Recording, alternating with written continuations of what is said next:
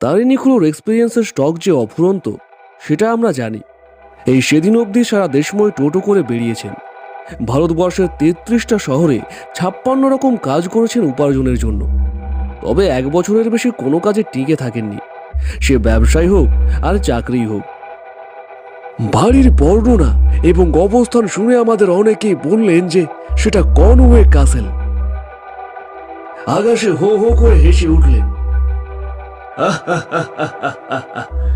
Mister Apte, পুলিশও মানুষ, তাদেরও ভূতের ভয় আছে। ওই অভিশপ্ত বাড়িতে রেড করতে গেলে রীতিমতো হিম্মত লাগে। হ্যাঁ,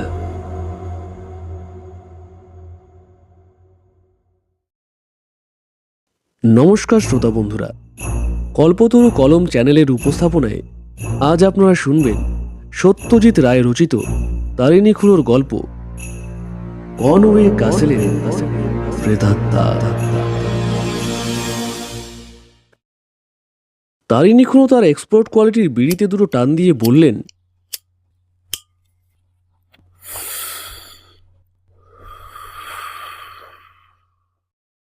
ভূতের গল্প অনেকে বলতে পারে, তবে পার্সোনাল এক্সপিরিয়েন্স থেকে বলা গল্পের জাতি আলাদা। আর সেটা আর কজন পারে বল? আপনি পারেন? প্রশ্ন করল ন্যাপলা। বলে খুড়ো অন্যদিকে চাইলেন। তারিণীখুলোর এক্সপিরিয়েন্সের স্টক যে অফুরন্ত সেটা আমরা জানি। এই সেদিন অবধি সারা দেশময় টোটো করে বেরিয়েছেন। ভারতবর্ষের ৩৩টা শহরে ৫৬ রকম কাজ করেছেন উপার্জনের জন্য। তবে ১ বছরের বেশি কোনো কাজে টিকে থাকেননি, সে ব্যবসায় হোক আর চাকরি হোক। এখন ৬৪ বছর বয়সে চাকরিবাজি থামিয়ে কলকাতায় এসে রয়েছেন বেনেটোলা লেনের একটা ফ্ল্যাট নিয়ে। এখানে বলে রাখি, তারিণীখুলো সকলেরই খুলো। বাবাও খুলো বলেন, আমিও বলি। ন্যাপলা একবার ওকে দাদু বলেছিল, তাতে খুলো মহাক্ষেপে বললেন, এখনো বাস না পেলে অক্লেশে হেঁটে আসি বেনেটোলা টু বালিগঞ্জ। দাদু আবার কি, খুড়ো বলবি। আমি আর পাড়ার ৫টি ছেলে মিলে আমাদের দল। আমাদের বাড়িতেই আসেন তারিণীখুলো। এলেই খবর চলে যায়, আর ৫ জন তুরন্ত চলে আসে খুলোর গল্পের লোভে। একটা গল্পে পুরো একটা সন্ধে কেটে যায়। খুলো বলেন, আর্টের খাতিরে খানিকটা রং চড়ানো ছাড়া গল্পগুলো ১৬ আনা সত্যি। আমি তখন থাকি পুনায়, বললেন তারিণীখুলো। পুনে, বলল ন্যাপলা। একটা গল্পের গন্ধ পাচ্ছি। ন্যাপলা যাতে বারবার ইন্টারাপ্ট না করে তাই তার কোমরে একটা চিমটি কেটে দিলাম। আও, ওই হলো, বললেন তারিণীখুলো। পুনে, পুনা, মুম্বাই, বোম্বাই, তিরুচিরপল্লী, ত্রিচিনপল্লী, আর যে কোনো একটা বললেই হলো। আর আমি যখনকার কথা বলছি তখন সবে স্বাধীনতা এসেছে। পুনার পুনে হতে অনেক দেরি। পল্টু, একটা চা বলো। আমি লক্ষণকে ডেকে চা অর্ডার দিলাম, দুধ চিনি ছাড়া চা। আর খুড়ো তার গল্প শুরু করলেন। আমি রয়েছি আমার এক বন্ধু রাধানাথ চাটুর্যের বাড়ি। সে ফার্গুসন কলেজে ইতিহাসের অধ্যাপক। কোডারমাই মাইকা মাইন্সের কাজে ইস্তফা দিয়ে শিবাজির দেশে এসেছি একটা হোটেলের ম্যানেজারি নিয়ে। আমার বয়স তখন ৩৪। পৌঁছাবার দুদিনের মধ্যেই রাধানাথ নিয়ে গেল উকিল ঘনশ্যাম আপ্টের বাড়ি। সেখানে সন্ধ্যায় আড্ডা বসে, ৫ মেশালি আড্ডা, যাকে বলে মিক্সড ক্রাউড।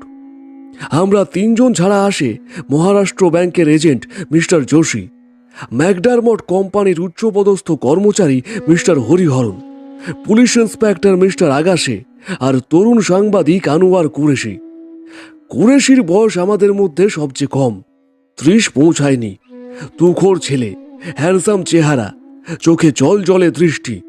সে আসে হরিহরনের সঙ্গে দাবা খেলতে। তাঁরা ঘুটি এঘর করেন, আর আমরা বাকি ৫ জনে মারি আড্ডা। সবচেয়ে বেশি কথা বলেন বাড়ির কর্তা আপ্টে সাহেব নিজে। আমার বিশ্বাস তার কথা বলার প্রয়োজনেই এই আড্ডার সৃষ্টি। কিছু লোক আছে যারা সাঙ্গপাঙ্গ ছাড়া বাঁচতে পারে না। এই সাঙ্গপাঙ্গ যদি তোষামুদে হয় তাহলে তো কথাই নেই। অবশ্যই আড্ডার সকলে আপনাকে যে তোষামত করে তা বললে ভুল হবে, তবে ওর মতামতের প্রতিবাদ কেউ করে না। আকাশের মতো খোশ মেজাজের দারোগা আমি আর দুটি দেখিনি।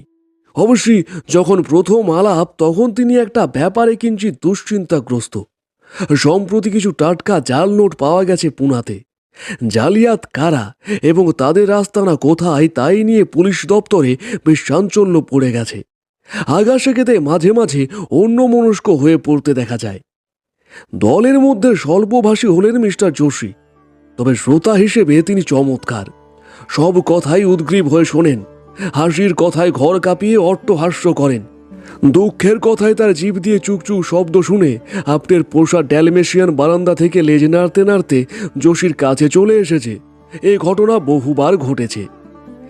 আমার স্টকে হাজার গল্প, বাংলার বাইরে বছরের পর বছর কাটিয়ে ইংরেজিটাও বেশ রপ্ত, তাই আমার একটা বেশ ভালো পজিশন হয়ে গেল আপনার আড্ডায়। কি প্রসঙ্গ মনে নেই, একদিন কথা উঠল অশরীরী আত্মার। দেখা গেল আপটে ছাড়া আর সকলেই ভূতে বিশ্বাস করে।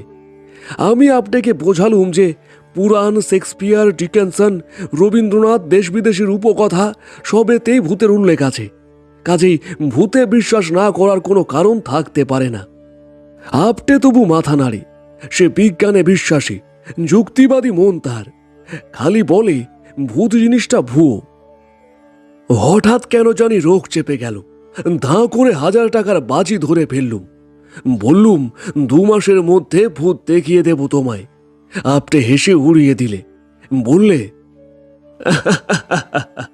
সাবধান, 1000 টাকা খোয়া যেতে চলেছে তোমার, এটা তোমায় বলে দিলাম। হ্যাঁ, অবশ্যই আমার দিক থেকে ব্যাপারটা অতিমাত্রায় রিস্কি হয়ে গিয়েছিল, তাতে সন্দেহ নেই। রাধানাথের কাছে ভর্ৎসনাও শুনতে হয়েছিল, কিন্তু বাজির ব্যাপারে দাবার মতোই চাল ফেরত নেওয়া যায় না, কাজেই ব্যাক আউট করবার কোনো প্রশ্নই ওঠে না।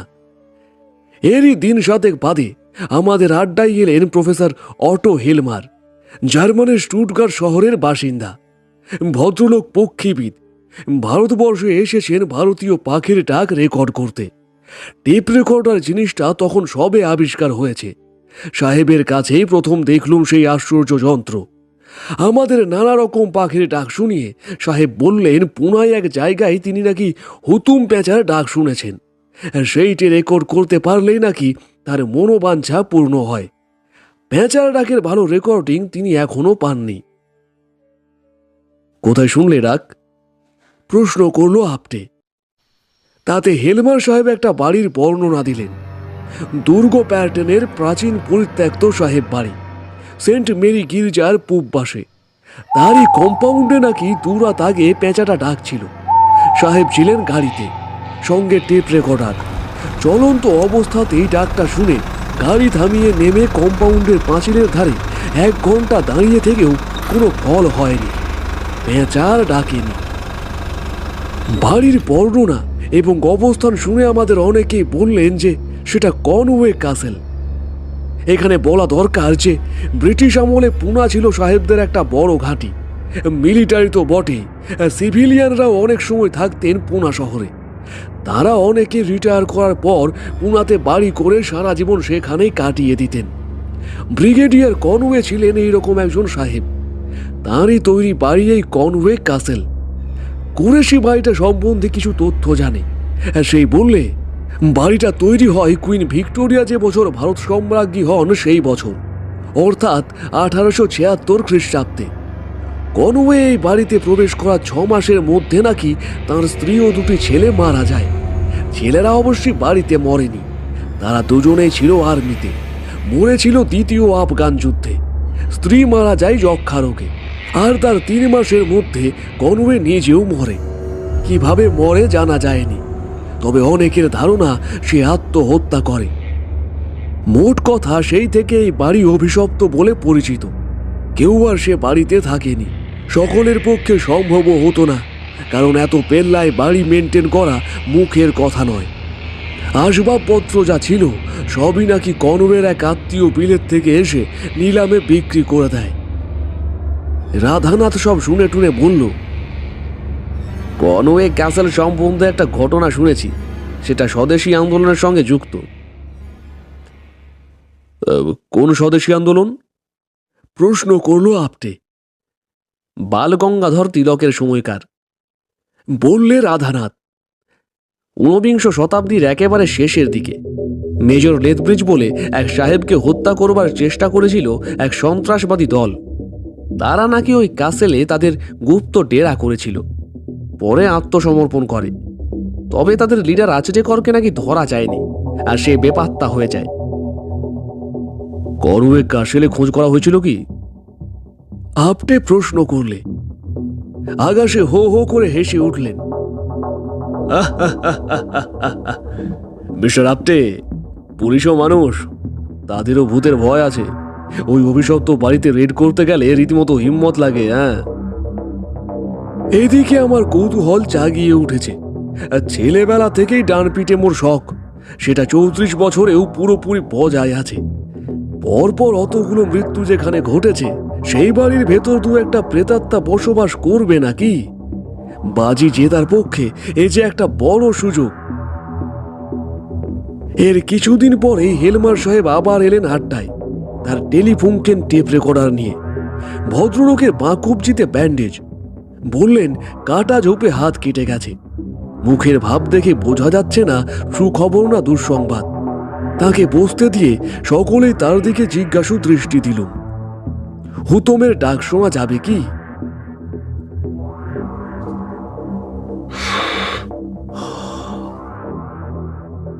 হেলমার কপালের ঘাম মুছে বললেন, ডাক তুলতে পেরেছি, তবে পারফেক্ট হলো না।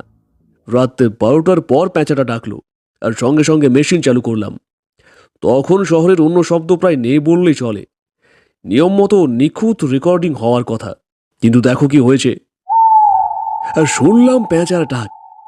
ছেলেবেলা আমাদের বাদুল বাগানের বাড়ির পাঁচিলের ওপারে পুকুরের ধারে শ্যাওলা গাছে একটা হুতম প্যাঁচা থাকতো, তাই তার ডাক চেনা ছিল। ইনিও যে হুতম তাতে কোনো ভুল নেই, কিন্তু ডাকের সঙ্গে সঙ্গে আর একটা শব্দ তাকে সত্যিই বড্ড ডিস্টার্ব করছে। সাহেবের এত মেহনত 16 আনা সার্থক হলো না জেনে তার প্রতি মমতা হলো। But what is that other sound? প্রশ্ন করলো কুরেশি। সে দাবা ছেড়ে এগিয়ে এসেছে। সেইটাই তো বুঝতে পারছি না, বললেন হেলমার। মেশিনের গন্ডগোল বলে মনে হচ্ছে, এর আগে তো এরকম হয়নি কখনো। শুনলে মনে হয় একটা যান্ত্রিক শব্দ, ঘটাং ঘটাং ঘটাং ঘটাং, এই রকম। খুবই ক্ষীণ, কিন্তু জার্মান পক্ষীবিদের মন যে তাতে খুঁত খুঁত করবে তাতে আশ্চর্যের কিছু নেই। প্লে দ্যাট অ্যাগেন প্লিজ, হঠাৎ বলে উঠলেন ইন্সপেক্টর আগাশে।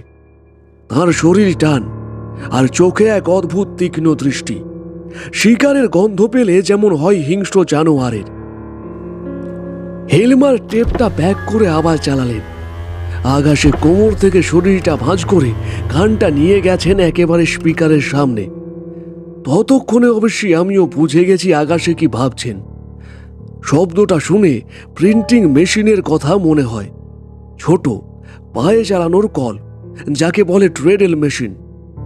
এই রকম যন্ত্রই সাধারণত ব্যবহার হয়ে থাকে নোট জাল করার কাজে। শব্দটা কাসেলের ভিতর থেকেই আসছে না অন্য কোথা থেকেও আসছে, সেটা অবশ্যই বোঝার কোনো উপায় ছিল না। কিন্তু তাও আকাশে স্থির করলেন যে কনওয়ে কাসেলে পুলিশের রেড হবে। আকাশের হুমকিতে নাকি কিছু কনস্টেবল রাজি হয়েছে অভিশপ্ত দুর্গে প্রবেশ করতে। এমনি খোশমেজাজ হলে কি হবে, অফিসার হিসেবে নাকি ভদ্রলোক অত্যন্ত কড়া। আমি কিঞ্চিত নিরাশা বোধ করছি। জালিয়াতরা যেখানে আস্তানা গেড়েছে সেখানে ভূত থাকার কোনো সম্ভাবনা আছে কি? মনে তো হয় না। পরদিন রাত্রিরে রেড, আড্ডার সকলে ফলাফলের জন্য উদ্গ্রীব। এমন সময় ইন্সপেক্টর সাহেব এসে হাজির। সে কি, তোমাদের তো আজই রেড হওয়ার কথা। আমাদের হয়ে আপনিই বিস্ময় প্রকাশ করলেন। আকাশে একটা বোকা হাসি এসে মাথা নেড়ে সোফায় বসে পড়লেন। ভাবতে পারো, আজ বিকেলে 5:30টায় সে গ্যাং ধরা পড়েছে। কোথায় কোথায়? আমরা সমস্যায় জিজ্ঞেস করে উঠলাম। নাসিক, বললেন আকাশে। তাহলে ওই শব্দটা? টেপ রেকর্ডারই কোনো গন্ডগোল হবে। ওটা বাইরের কোনো শব্দ না। কাল মাঝরাত্রিরে আমি কাসেলের আশেপাশে ঘোরাঘুরি করেও কোনো শব্দ পাইনি। আর কিছু বলার নেই। সমস্ত ব্যাপারটার মধ্যে একটা বেলুন চুপশোনো ভাব, অথচ তার কোনো কারণ নেই। জালিয়াতের দল ধরা পড়েছে, এ তো ভালো কথা। শুধু পুনার কনওয়ে কাসেলে ধরা না পড়েছে অন্য শহরে, অন্য জায়গায়। কিন্তু তাও বলতে হবে, যা ঘটেছে তার মধ্যে যেন নাটকের অভাব। অবশ্যই পর মুহূর্তেই মনে হলো, জালিয়াত যখন নেই তখন ভূত থাকতে বাধা কি? কনওয়ে কাসেলে একবার হানা দিলে দোষ কি? চাটা শেষ করে আমি কথাটা পেরে বসলাম। কে কে যেতে রাজি আছো বলো? যোশী গোড়াতে বললে তার ধুলোই অ্যালার্জি, তাই ওই পোড়ো বাড়িতে যাওয়া সম্ভব নয়। হরিহরণ বললে, আমি যাব, কিন্তু আপটে সাহেবেরও যাওয়া চাই। ভূত যদি থাকে সেটা ওর চাক্ষুষ দেখা উচিত। আমাদের কথা উনি নাও মানতে পারেন। আপটে বললেন, ঠিক আছে, আমি যাব, এবং আমার সঙ্গে ক্যাশ 1000 টাকা নিয়ে যাব। আমার কন্ডিশন হলো যে মিস্টার ব্যানার্জিও যেন সঙ্গে টাকা রাখেন। বাজির টাকা ফেলে রাখা নিয়ম বিরুদ্ধ। আমি বললুম, তথাস্তু, তাহলে কালই হোক এক্সপিডিশন। এইখানে কুরেশি বললে তাকে নাকি 2 দিনের জন্য কোলাপুর যেতে হবে একটা রিপোর্টিংয়ের ব্যাপারে। ফিরে এসে সে যেতে প্রস্তুত আছে। আমরাও তাতে রাজি হয়ে গেলুম। আগাশে এতক্ষণ চুপ করে আমাদের কথা শুনছিলেন। এবার তিনি মুখ খুললেন। জেন্টেলম্যান, তোমাদের একটা প্রশ্ন করতে চাই। কাসেলের সদর দরজা যদি তালা দিয়ে বন্ধ থাকে, তাহলে সেটা খোলার যন্ত্র বা জানালা ভেঙে খোলার সরঞ্জাম এসব তোমাদের আছে কি? কাজটি কিন্তু সহজ নয়। এই প্রশ্নের জবাব অবশ্যই হ্যাঁ হতে পারে না। আমাদের যেটা আছে সেটা হলো উৎসাহ আর উদ্যম। যন্ত্রপাতি থাকবে কোত্থেকে? আমরা এর ওর মুখ চাওয়াচাই করছি দেখে আগাশে একটু হেসে বললেন, কাজেই বুঝতেই পারছো, আমি ছাড়া তোমাদের গতি নেই। ভালোই হলো। শুধু জানলা দরজা ভেঙে খোলার সরঞ্জাম নয়, একটি আগ্নেয়াস্ত্র থাকবে সঙ্গে। এটাও কম ভরসা নয়। জুন মাস, দিনে পেয়ে যায় গরম, রাত্রিরের দিকটা তবু একটু ঝিরঝির হাওয়া দেয়। বন্দোবস্ত অনুযায়ী খাওয়া দাওয়া সেরে ঠিক 11:30টার সময় আমরা 6 জন সেন্ট মেরি গির্জার সামনে জমায়েত হলাম। পাড়াটা নির্জন, গাড়ি চলাচল নেই বললেই চলে। আমরা দল বেঁধে এগোলাম কনওয়ে কাসেলের দিকে। ফটক থেকে কাসেলের দরজা অবধি লম্বা রাস্তা। এককালে পাহাড় ছিল রাস্তাটার, সেটা আঁচ করা যায়। এখন পথ বলতে প্রায় কিছুই নেই। টর্চের আলোয় কোনো রকমে আগাছা বাঁচিয়ে পা ফেলতে হয়। বাড়িটা আমাদের সামনে অনেকখানি জায়গা জুড়ে এক বিশাল প্রেতপুরীর মতো দাঁড়িয়ে আছে। কেউ যে কশ্মীর কালো সেখানে ছিল সেটা এখন আর বিশ্বাস হয় না। দলে আছি বলে রক্ষে, না হলে যতই ডান পিঠে হয় না কেন, 80 বছরের মধ্যে মানুষের পা পড়েনি এমন একটা থমথমে অন্ধকার অট্টালিকার সামনে দাঁড়িয়ে বুকের মধ্যে যে একটা ট্রেডেল মেশিন চলতে শুরু করেছে সেটা তো অস্বীকার করা যায় না। আগাশে সদর দরজায় ঠেলা দিতে সেটা একটা জান্তম আর্তনাদ করে ধীরে ধীরে খুলে গেল। আর সেই সঙ্গে ইঁদুর, বাদুড়, পায়রা, চামচিকে, গিরিগিটি ছুটো মেশানো একটা গন্ধ ধাক্কায় আমরা সকলেই বেশ কয়েক হাত পিছিয়ে গেলুম। তারপর দুরু দুরু পক্ষে সবাই মিলে ঢুকলুম ভেতরে। এটা ল্যান্ডিং। বাঁ দিকে চওড়া কাঠের সিঁড়ি উঠে গেছে দোতলায়।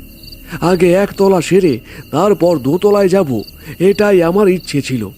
দেখলাম সকলেই তাতে সায় দিলে। আমরা সার বেঁধে গিয়ে ঢুকলাম একটা বিশাল ঘরে। সম্ভবত ডাইনিং রুম ছিল এটা। সারা ঘরে একটিও আসবাব নেই ঠিকই, কিন্তু দেয়ালে ধুলিমলিন ওয়ালপেপারের উপর বড় বড় ছবির ফ্রেমের দাগ রয়েছে। খানতিনেক দেয়াল বাতির মরচে ধরা ব্রাকেট রয়েছে, আর সিলিং থেকে ঝুলে আছে ঝাড়লণ্ঠনার টান পাখার হুক। এটার কড়ি কাঠেই বাদুর ঝোলার কথা, তবে তারা বোধহয় রাত্রিরে খাদ্যের সন্ধানে বেরিয়েছে। এত বড় বাড়ির এতগুলো জানলার মধ্যে কয়েকটা কি আর খোলা নেই? বাদুর না থাকলেও ছোটখাটো চতুষ্পদ প্রাণী যে কিছু রয়েছে সেটা মেঝের এদিক ওদিক থেকে সরাত সরাত শব্দেই বুঝতে পারছি। এতক্ষণ সবাই একটা জমার দল বেঁধে চলাফেরা করছিলুম। বড় ঘর পেয়ে সেটা কিছুটা আলগা হলো। কুরেশি দেখলুম একাই একটা টর্চ নিয়ে হল ঘরের পাশের একটা দরজা দিয়ে বেরিয়ে গেল। আপটেও খানিকটা এগিয়ে গেছে আমাদের ছেড়ে। তারও নিজস্ব একটি টর্চ আছে। ভূত এখনো চোখে পড়েনি ঠিকই, কিন্তু এর চেয়ে ভালো ভৌতিক পরিবেশ আর কি হতে পারে আমি জানি না। হল ঘরের একটা দরজা দিয়ে ডাইনে ঘুরে একটা প্যাসেজ পড়ল। সেটা ডাইনে বাঁয়ে দুদিকেই ঘরের সারি। আগা সে তার 5 ছেলের টর্চ জেলে এগিয়ে চলল প্যাসেজ ধরে। আমরা তার পিছনে। ঘর পড়লে দরজা দিয়ে আলো ফেলে একবার চোখ বুলিয়ে নিচ্ছি। এইভাবে 5খানা ঘর দেখার পর একটা ঘটনা ঘটল, যেটা ভাবতে এখনো গায়ের লোম খাড়া হয়ে ওঠে।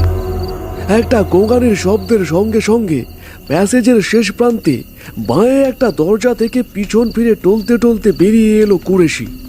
তার মুখ দেখতে না পেলেও আতঙ্কের ছাপ রয়েছে সর্বাঙ্গে, সেটা বুঝতে পারছি। ঘাড় কুঁজো, হাত দুটো পিছনে এবং কুনুইয়ের কাছে ভাঙা, হাতের আঙুলগুলো ফাঁক। আকাশের সঙ্গে আমরাও দৌড়ে গেলাম কুরেশির দিকে। আপটেও এখন আমাদেরই সঙ্গে রয়েছে। কি হলো, কি ব্যাপার? আকাশে ব্যস্তভাবে প্রশ্ন করলে। কুরেশি কাঁপা হাত দিয়ে খোলা দরজার দিকে দেখিয়ে দিলে। ঘরের ভিতর আলকাতরা অন্ধকার। আকাশে তার টর্চটা ফেলতে প্রথমে বিপরীত দিকের দেওয়াল ছাড়া আর কিছুই দেখা গেল না। তারপর টর্চটা একটু তুলতেই যা দেখলুম, তাতে শরীরের রক্ত হিম হয়ে গেল। সিলিং থেকে ঝুলছে দড়ি, আর সেই দড়ি ফাঁস দিয়ে বাঁধা একটি আস্ত নরকঙ্কালের গলায়। ধন্যী ইন্সপেক্টর আকাশে এই চরম আতঙ্কের মুহূর্তেও সে দিব্যি ঠান্ডা গলায় বললেন, ইনি সেই স্বদেশী গ্যাংয়ের লিডার আচরিকর বলে মনে হচ্ছে। এই কারণে বেপাত্তা হয়ে গেছিলেন ভদ্রলোক। But a skeleton is not a ghost. ঠিকই বলেছেন মিস্টার আপটে, এবং তিনিও যেমন দিব্যি স্বাভাবিকভাবে বললেন কথাটা, তাতে তার নার্ভের তারিফ না করে পারা যায় না। সরি বললেন কুরেশি। এবার হঠাৎ সামনে কঙ্কালটা দেখে একটু বেসামাল হয়ে পড়েছিলাম আর কি। কিন্তু ওটা কি? প্রশ্নটা করলেন আকাশে। তার টর্চের আলো এখন সিলিং থেকে নিচের দিকে নেমেছে। ঘরের কোণে ধুলো আর মাকড়সা জালে মুড়ি দেওয়া কিসের জানি একটা স্তূপ।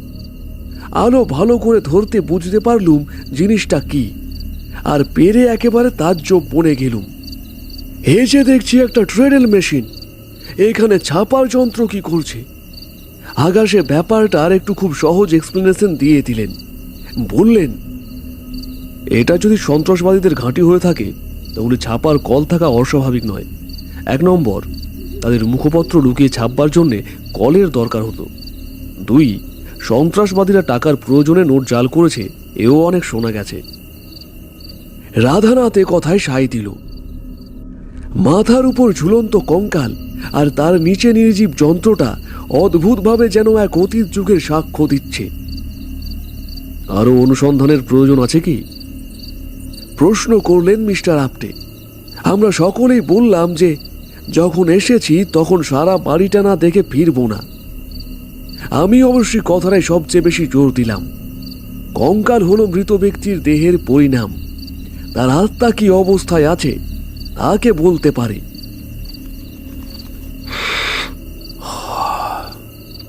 প্যাসেজ দিয়ে যখন উল্টো মুখে অর্ধেক পথ এসেছি তখন শুনতে পেলাম সেন্ট মেরি চার্চের ঘড়িতে ঢং ঢং করে 12টা বাজল। ঘন্টার রেশ মিলিয়ে যাবার সঙ্গে সঙ্গে আরেকটা শব্দ শুরু হলো, যেটা আমাদের হাঁটা বন্ধ করে দিল। যে ঘর থেকে এলাম সে ঘর থেকেই আসছে শব্দটা। ট্রেডেল মেশিন চলতে শুরু করেছে, আর তার শব্দে সারা কনওয়ে কাসেল গম গম করছে। সেই সঙ্গে মাথার উপর ডানা ঝাপটানি শুরু হয়েছে, কারণ ঘুলঘুলির বাসিন্দা পায়রাগুলোর ঘুম ভেঙে গেছে বেশের শব্দে। আমরা 6 জনের রুদ্ধশ্বাসে শব্দটা শুনছি। দ্বিতীয়বার ওই ঘরের দিকে যাবার কোনো মানে নেই, কারণ জানি সে ঘরে যন্ত্র চালানোর মতো কোনো লোক নেই। হয়তো ওই আচরেকরই এককালে যন্ত্রটা চালিয়েছে, তারপর এক সময় ব্রিটিশ পুলিশের হাতে লাঞ্ছনা এড়াবার জন্য গলায় দড়ি দিয়ে মরেছে, আর সেই থেকে প্রতিদিন মাঝরাত্রিরে তার প্রেতাত্মা ওই ট্রেনের মেশিন চালিয়ে এসেছে। তার মানে হেলমারের রেকর্ডারে যে শব্দটা উঠেছিল সেটা এটারই শব্দ। কনওয়ে ক্যাসেলের বাইরে বেরোবার পর বেশ কিছুক্ষণ কারুর মুখে কথা নেই। হরিহরণ অসুস্থ বোধ করছে, সে গিয়ে তার গাড়িতে উঠে পড়ল। কথা ছিল আপনি তার গাড়িতে আমাদের বাড়ি পৌঁছে দেবে। তার ডজ সিডানে ওঠার আগে সে আমার হাতে একটা খাম ধরিয়ে দিয়ে বলল, 1000 রুপি নোটস, গুনে নাও। আমার তখন রীতিমতো অস্বস্তি লাগছে, তবে এ তো আর এলেবেলে খেলা নয়। এ বেট ইজ এ বেট। খাম থেকে নোটের গোছাটা বার করে রাস্তার আলোতে একবার দেখে নিলুম, 10 খানায় আছে। 3 দিন পর এক শনিবারের সন্ধ্যায় নেপিয়ার হোটেলে ডিনার হলো। আমি খাওয়ালুম। তখনকার সস্তা গন্ডার দিনে 7 জনের বিল হলো 190 টাকা। আজ হলে বড় হোটেলে 7 জনের 5 কোর্স ডিনার 1000 টাকায় হতো কিনা সন্দেহ। গল্প শুনে ন্যাপলা বলল, তাহলে খুব দাম মারলেন বলুন। খুড়ো উত্তর দিতে একটু সময় নিলেন, কারণ সদ্য আনা তৃতীয় কাপ চায়ে গলা ভেজানো আছে, তারপর বিড়ি ধরানো আছে। তা বটে, অবশেষে বললেন খুড়ো। তবে ঘটনার শেষ এখানেই নয়, আরও আছে। আমরা সকলেই প্রশ্ন করলাম। এরপরে আর কি থাকতে পারে সেটা ভেবে পাচ্ছিলাম না। তারিণী খুড়ো বলে চললেন, ঘটনার কদিন পরে এক সকালে আমাদের বাড়িতে এসে হাজির হলো আমাদের আড্ডার সাংবাদিক আনোয়ার কুরেশি। বললে, আমার গাড়ি আছে, তোমাদের একটা জায়গায় নিয়ে যেতে চাই, 20 মিনিট স্পেয়ার করতে পারবে? কৌতূহল হলো। রাধানাথ আর আমি গিয়ে উঠলুম তার গাড়িতে। কুরেশি নিজেই ড্রাইভ করে। কিছু দূর যেতেই বুঝলাম গাড়ি চলেছে আবার সেই কনওয়ে ক্যাসেলের দিকে। কেন যাচ্ছে সে কথা বললে না ছোকরা, খালি বললে এ কদিনে সে নাকি আরো তথ্য আবিষ্কার করেছে কনওয়ে সাহেব সম্বন্ধে। একটি খবর নাকি বিলিতি কাগজে ছাপেনি, দেশি কাগজে পেয়েছে সেটা কুরেশি। ব্রিগেডিয়ার কনওয়ে তার এক পাংখবদারকে বুট দিয়ে লাথিয়ে মেরে ফেলেছিলেন। তাতে রাধানাথ বললে সেটা নাকি সে যুগে একটা স্বাভাবিক ঘটনা। গরমকালে মাঝরাত্রিরে পাংখবদার পাখা টানতে টানতে ঘুমিয়ে পড়ত। মশার কামড়ে ঘুম ভেঙে যেত সাহেবের, আর তখন রাগে দিগবিদিক জ্ঞান হারিয়ে এমন প্রহার করত ভৃত্যকে যে সে বেচারা অনেক সময় মরেই যেত। মিনিট 5 মধ্যেই গাড়ি গিয়ে থামলো কনওয়ে ক্যাসেলের গেটের সামনে। কুরেশির পিছন পিছন আমরা গিয়ে ঢুকলাম ক্যাসেলের ভেতর। দিনের বেলাতেও রীতিমতো অন্ধকার, ঢুকলে গা ছমছম করে। আমরা আবার কি সেই ঘরে যাচ্ছি? রাধানাথের এই প্রশ্নের কোনো জবাব দিলে না কুরেশি। তবে তার লক্ষ্য যে ওই একই ঘরের দিকে, তাতে কোনো সন্দেহ নেই। কি দেখবো কে জানে, শিরার মধ্যে একটা চাঞ্চল্য অনুভব করছিলুম। কুরেশি ছোকরা নির্বিকার, আর তা হবে নাই বা কেন? সে ঘর যে খালি, দড়ি কঙ্কাল ছাপার যন্ত্র সব হাওয়া। আমাদের হতভম্ব ভাব দেখে কুরেশি হো হো করে হেসে উঠল। তারপর এক অদ্ভুত প্রশ্ন করলে,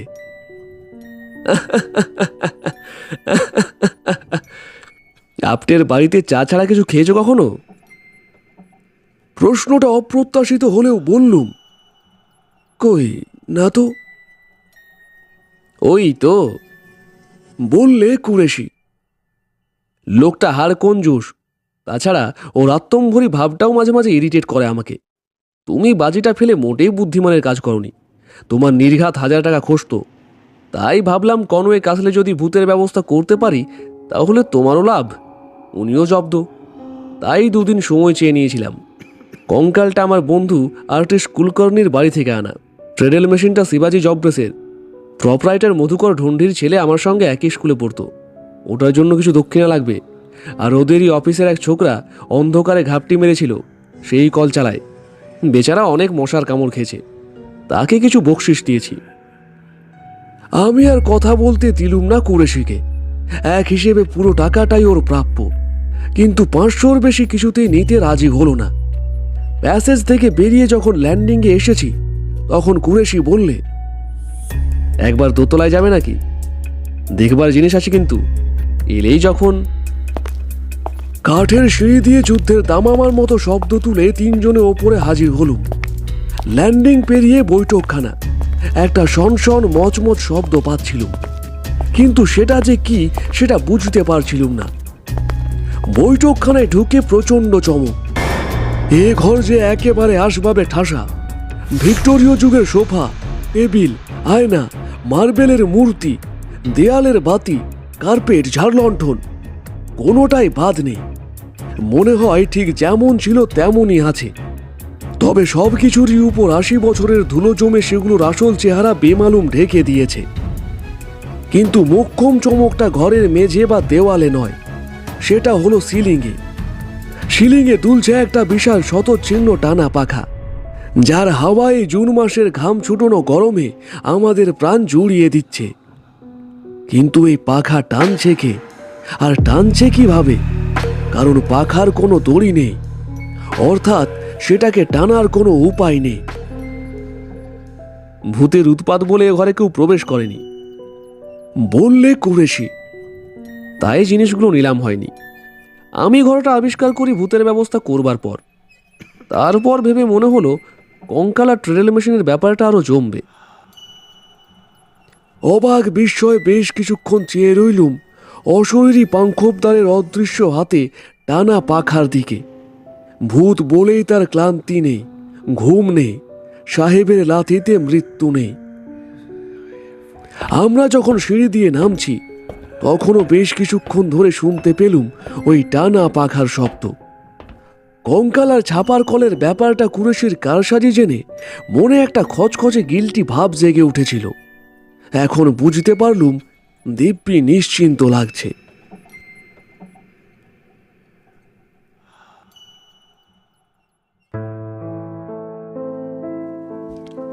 শুনছিলেন সত্যজিৎ রায় রচিত তারিণী খুড়োর গল্প কনওয়ে কাসেলের প্রেতাত্মা।